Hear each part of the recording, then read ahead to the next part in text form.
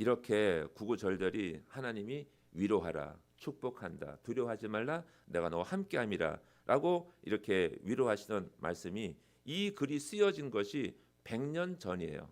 언제로부터 100년 전이냐 하면 유대 나라가 망하던 때로부터 100년 전. 그리고 바벨론 포로로 끌려가서 귀환하기, 바벨론 포로 70년이 끝나고 돌아오기 170년 전에 쓰여진 말씀이 바로 이사야서 말씀이라는 거예요. 하나님의 예언은 반드시 이루어진 줄 믿습니다. 왜냐하면 하나님은요, 감사는, 하나님 말씀과 은혜와 감사는 하나님께서 예비하신 것이고 반드시 이루어진다는 것을 알게 하려고 미리 적어 놓으신 줄 믿습니다. 그것이 하나님 말씀이 다르다는 거예요. 세상 글과 인간이 쓴 글은 미래를 말씀할 수가 없죠. 하지만 하나님은 항상 미래를 향해서, 앞을 향해서 말씀을 선포하신다. 내가 너를 도우리라, 내가 너와 함께하리라고 말씀하신다는 겁니다. 오늘 우리가 읽은 말씀이 8절, 9절, 10절 말씀인데, 보세요. 하나님은요, 부르시는데 콜링하죠. 부른다는 거죠. 누구를 부를까요? 8절의 말씀에는 보세요. 그러나 나의 종 너 이스라엘아, 내가 택한 야곱아, 나의 벗 아브라함의 자손아라고 이렇게 3번을 불러요. 나의 종 너 이스라엘아, 이렇게 첫 번째 부르는데, 이스라엘 백성들은요, 하나님 말씀에 순종하려고 약속했던 백성이었어요. 그런데 이들은 날마다 상황이 되면 말씀을 버리고 딴 길로 가요. 불순종하고. 그래도 하나님께서는 그들을 잊지 않으시고 그들을 나의 종이라고 잊지 않고 부르신다는 거예요. 나의 종 이스라엘아 라고 부르신다는 것은, 나를 배신한 나의 종들아 돌아오라 라고 하는 거죠. 그러니 누구를 부른다는 거죠? 저와 여러분을 부르고 모두를 부른다는 거죠. 예외 없이 모든 사람을 다 부른다고 말씀하는 거예요. 나의 종 이스라엘아 라고 부르신다는 것은. 두 번째로, 내가 택한 야곱아 라고 불렀을 때는 어떤 느낌일까요? 내가 택한 야곱이라고. 야곱은 형 에서를 속이고 또 아버지 속이고 자기 것을 챙겨 도망간 사기꾼이었죠. 야곱은. 근데 하나님께서는 그러한 사기꾼 야곱을 사랑하셨다는 거예요. 불쌍히 여겨주셨다는 거죠. 야곱은 속이고 사기치는 사람이었지만 힘들고 괴로우면 하나님을 불렀던 사람이에요. 하나님은 그 야곱을 사랑했다고 하세요. 내가 형 에서보다 더 사랑했다고 하신 말씀이 있죠. 왜 그랬을까요? 왜 야곱을 더 좋아했을까요? 야곱을 더 사랑한 것은 실질적으로는 불쌍히 여겼던 거예요. 정말 광야 같은 곳에 아무도 도움을 구할 수 없는 곳에 20년 가까이를 뺑뺑 도는 거예요. 완전히 뺑뺑이를 돌았습니다. 이렇게 지나면서 보면서 제가 느끼는 것은, 제가 잘해서 한 것이 아니라 하나님이 저를 불쌍해서 붙잡고 계시는구나, 그런 느낌을 많이 받습니다.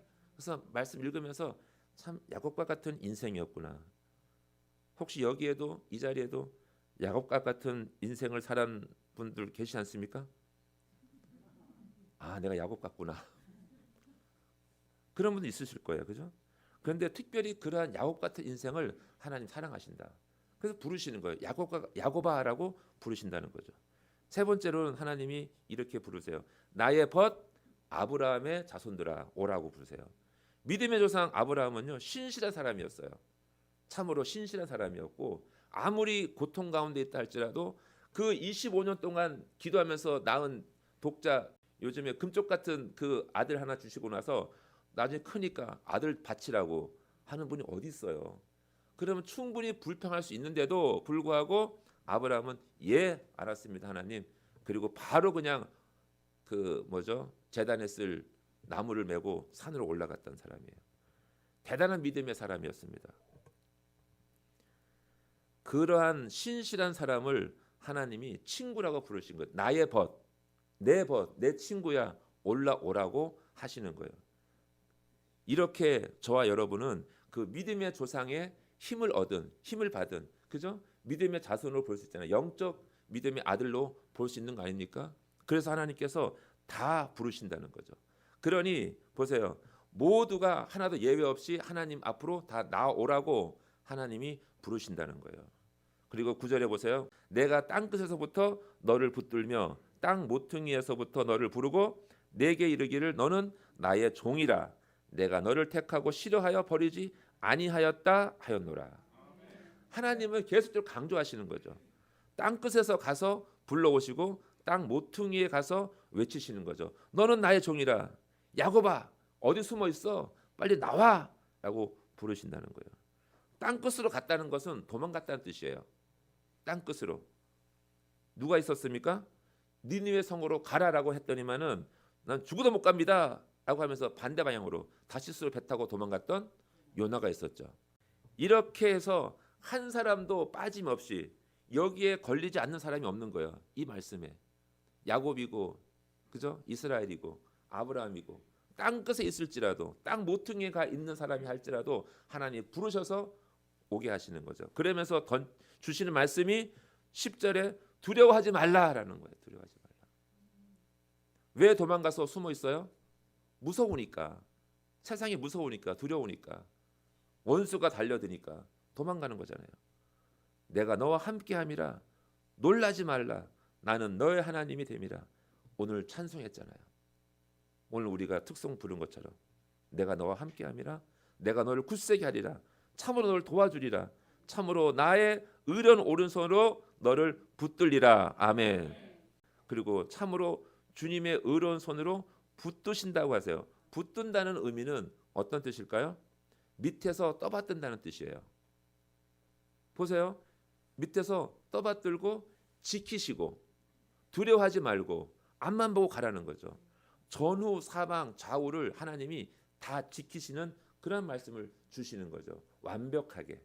마지막 절에 보면 내가 나의 의로운 손 오른손 내가 한다는 거죠. 내가 하나님이 누구에게 시켜서 도와주려고 하는 것이 아니라 내가 하신대요. 하나님께서 직접. 또 14절에도 보면 이런 말씀하십니다. 버러지 같은 너 야곱아 14절에 너희 이스라엘 사람들아 두려워하지 말라. 나 여호와가 말하노니 내가 너를 도울 것이라. 반복해요. 계속. 내가 돕다고. 너의 구속자는 이스라엘의 거룩한 사람이라. 여기서 버러지 같은 너 야곱 이 욕하는 것 같죠? 그것이 아니라 더럽다는 그 의미가 보다도 남들에게 이방인들에게 믿지 않는 이웃들에게 네가 버러지같이 싫어함과 조롱과 멸시를 받는다는 거예요. 하지만 누가 이렇게 이 말씀처럼 싫어함과 조롱과 멸시를 대표적으로 받으신 분이 누구죠? 우리를 사랑하시되 십자가에서 죽으시기까지 우리를 사랑하시는 그 예수님이 그들로부터 유대인들로부터 조롱과 멸시와 침을 뱉으시고 침뱉음을 받으시고 십자가에 올라가셨던 거죠. 하지만 그 일을 통해서 하나님이 우리를 구원하신 줄 믿습니다. 내가 널 도울 것이다 라고 말씀하세요. 자, 이렇게 말씀하시니까 하나님 그럼 이렇게 물어야죠. 하나님 구체적으로 어떻게 도우실 겁니까? 구체적으로 뭘 도와줄 어떻게 언제 어떻게 우리를 도우실 건데요? 라고 물으셔야 된다는 거죠. 그 말씀이 18절, 19절, 20절 말씀이에요. 18절에 이렇게 말씀하십니다.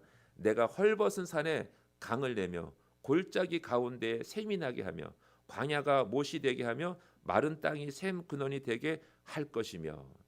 헐벗은 산에. 지금 이스라엘 땅은 헐벗은 산이에요. 완전 망한 자리. 이제 앞으로 망할 거니까. 앞으로 100년 뒤면 멸망할 거고 70년 뒤면 그때로부터 끌려가 가지고 바벨론 포로로 70년을 살 거란 말이죠. 그 많은 환난 날이 끝나고 하나님이 부를 때 돌아오는 백성들에게 헐벗은 산에 강을 냅니다. 산에 강을 낸다는 의미가 뭘까요? 메마른 산에 폭포수와 같이 물이 흐르도록 강을 내신다는 거고, 그리고 샘이 난다는 것. 이것은 쉽게 말해서 지금 세상에 석유 유전을 발견하는 거예요. 사막에 물이 없잖아요. 없는 물에 샘물이 나고 강이 흐른다면 이거는 어마어마한 축복을 유전을 한 것처럼 그러한 축복을 주신다고 말씀하는 거죠. 그러면서 어떻게 광야가 못이 되게 하고 연못, 마른 땅이 샘 근원이 되게 할 것이며, 그래서 그 땅은 너무나 보배로운 땅으로 하나님이 인쳐 주신다는 거죠. 이걸 누가 하신다고요? 하나님 하신다는 겁니다. 그러시면서 순종하여 두려워하지 않으며 놀라지 않으며 당당한 성도들에게 이와 같이 은혜를 주신다 안 주신다? 주신다. 두려워하지 않는 백성에게, 놀라지 않는 백성에게, 당당한 백성이 하나님이 약속하신 말씀이 내가 산에다 강을 내겠다. 내가 그 들판에 못을 파서 샘물이 나게 하겠다고 말씀하는 거예요.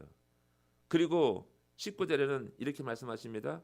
내가 광야에는 백향목과 시띠 나무와 화석류와 돌 감람나무를 심고 잣나무와 소나무와 황향목을 함께 두리니 7가지 나무예요.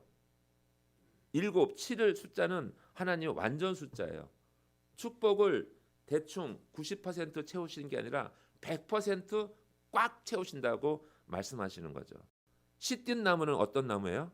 아카시아예요. 이 시띠 나무라는 것은 광야에서 성막을 세울 때 중요한 자재가 되었어요.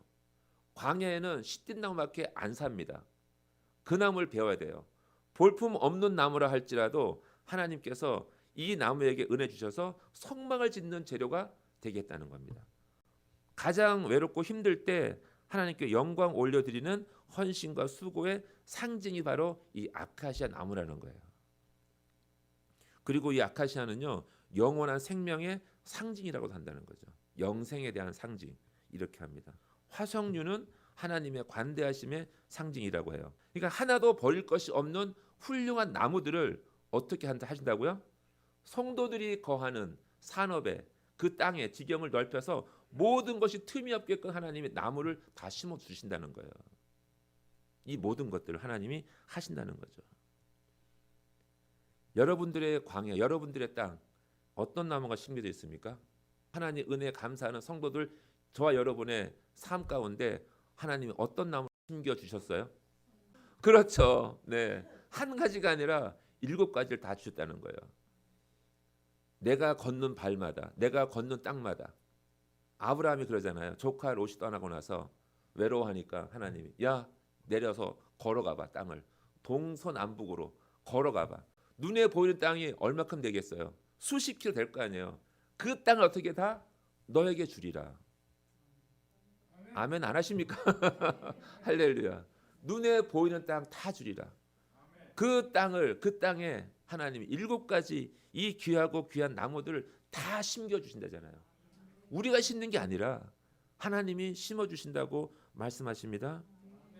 이렇게 돌아오는 자, 하나님의 은혜를 사모해서 돌아오는, 앞으로 고난이 시작되지만 고난이 끝나고 이제 고난 가운데 불구하고 하나님께 돌아오는 자들, 바벨론 폴에 돌아오는 자들에게 주실 은혜가 바로 이렇다는 말씀이에요. 저와 여러분이 땅을 밟고 걸어가는 곳에, 기도하는 곳에 하나님 채우시는데 7가지 훌륭한 나무로 꽉 차게 채우시고 산에 강을 내시고 들에 연못을 내셔서 물을 뿜어지게 만들어 주신다고 말씀하는 거죠. 돌아오라는 거예요. 돌아오라고. 그러면 잘 돌아온 사람들이 있었죠. 성경에. 누구였죠? 나오미가 그랬습니다. 잘 살려고 하나님 떠나서 멀리 갔다가 쫄딱 망하고 어떻게 할까 그러다가 그래도 하나님 땅, 고향 땅에 먹을 것이 있는데 돌아오는 사람에게 하나님이 어떻게 했어요? 다윗의 가문의 족보에 올라가는 일이 있었잖아요. 그리고 누가복음 15장에 누가 있었습니까? 탕자가 돌아오잖아요. 돌아온다는 것은 온전히 하나님 은혜예요. 저와 여러분의 힘으로 돌아온 것이 아니겠지만 하나님 은혜로 하나님 부르실 때 마음속에 10년 가운데 돌아오라고 외치시는 하나님 음성을 듣고 돌아온다면 하나님께서 비록 시간이 걸릴지라도 하나님께서 채우시고 누리게 하실 줄 믿습니다. 시편 126편의 말씀이 그런 말씀이에요. 성전에 올라갈 때 부르는 찬송이었는데 돌아오는 기쁨이 어떠한가를 말씀하시는 것이 이 말씀이에요. 여호와께서 시온의 포로를 돌려 보내실 때, 우리가 돌아올 때 우리는 꿈꾸는 것 같았도다. 돌아올 때 꿈꾸는 것 같았대요. 근데 실제로 돌아올 때 그 상황은 아주 어려운 상황이잖아요. 먹을 거 못 먹고 입을 거 못 입고 괴로운 상태에서 돌아올 때 돌아오기 시작할 때부터 내 마음속에 뭐가 있다는 거야? 소망이 생기는 거잖아요. 하나님을 만날 소망이, 하나님을 채워주실 그 약속의 말씀이 기억나기 때문에 꿈꾸는 것 같이 기뻤다는 거예요. 그때 우리의 입에는 웃음이 가득하고 우리 혀에는 찬양이 찼었도다. 할렐루야. 사실 아무것도 없는 상태에 지금요, 거지 같은 모습으로 돌아온다 할지라도 내 마음에는 기쁨이 넘치고 내 입술에는 찬송이 넘쳤다는 거예요. 그때 뭇 나라 가운데에서 말하기를 여호와께서 그들을 위하여 큰 일을 행하셨다 하였도다. 할렐루야. 고레스 왕이 170년 뒤에 고레스 왕이 페르시아 왕이 세워지면서 이 사람이 첫 번째 한 일이 바로 그거예요. 유다 사람들아, 너희 고향으로 돌아가라고. 돌아가서 하나님, 너희 하나님을 섬기라고, 성전을 새로 수축하고, 그렇게 조서를 써서 돌려보내는 거예요. 이게 누가 할 수 있습니까? 하나님 외에는 할 수 없는 일. 그래서 이방 나라들이 너희를 위하여 여호와께서 큰 일을 행하셨다라고 찬송한다는 거죠. 사랑하는 성도 여러분, 돌아오고 계십니까? 돌아오셨습니까? 찬송 소리로 돌아오셨어요? 비록 힘들고 어렵고 고통 가운데 있다 할지라도 하나님께 마음을 돌이켜서 돌아오기 시작하면 하나님께서 예비하신 축복으로 채워주실 믿습니다.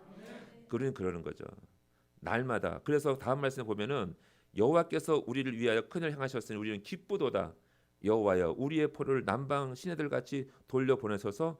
그러면서 눈물을 흘리며 씨를 뿌리는 자는 기쁨으로 거두리로다. 울며 씨를 뿌리러 나가는 자는 반드시 기쁨으로 그 곡식단을 가지고 돌아오리로다. 할렐루야. 돌아오시길 소망합니다. 날마다 세상의 포로에서, 그죠? 재물의 노예에서 날마다 살아가죠. 우리가 재물과 싸운 전쟁이 있어요. 재물의 노예에서 풀려나 이제는 전능하신 하나님의 백성으로 돌아오시길 축복합니다. 제가 생각하기에는요, 요즘 교회의 전쟁은, 영적 전쟁은요, 돈과의 전쟁이에요. 그러니 이게 하나님께서 말씀하시잖아요. 돈을 사랑함이 일만하게 뿌리라. 그래서 저도 생각합니다. 이제 앞으로 이제 재정에 관한 문제도 우리가 고민해보고 이제 공부를 할 텐데, 돈을 관리할 수 있어야 돼요. 정말 세상에 돈보다 더 귀한 것이 있다는 것을 알게 만들어야 되는 거죠. 우리 성도들이. 그래서 힘있게 믿음으로 이 세상 살아가는 것은 돈이 아니라 믿음으로 살아간다는 것, 하나님 말씀으로 살아간다는 것을 알게 할 줄로 믿습니다. 그래서 하나님 돌아오라고 말씀하시는 거죠. 야곱아 돌아오라고, 이스라엘아 돌아오라고. 돌아오셔야 돼요. 그러한 세상의 포로에서부터, 재물의 노예에서부터 돌아오셔서 하나님의 백성으로서 당당하게 살아가시길 축복합니다. 아멘.